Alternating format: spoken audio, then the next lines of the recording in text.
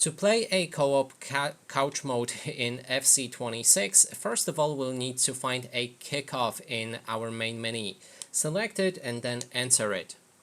From here we'll need to wait a moment until everything is downloaded and pick whichever mode you prefer. Some of them I think won't support the couch co-op. In this case I'm gonna go for a classic match. Now if we select play, we should be able to find two controllers if you have them connected, and you need to move to the home side with one of them, and then you need to move to the other side with the other. Then when you're ready, click on ready on both of the controllers.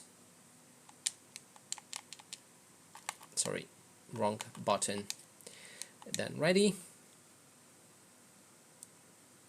And that way we can pick a team for both of the players and advance.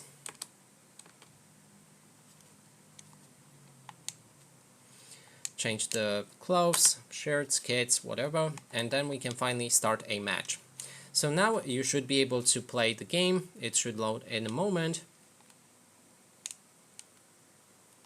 So here we have it, and that is basically everything. Thanks so much for watching, and if you like this video, please consider subscribing.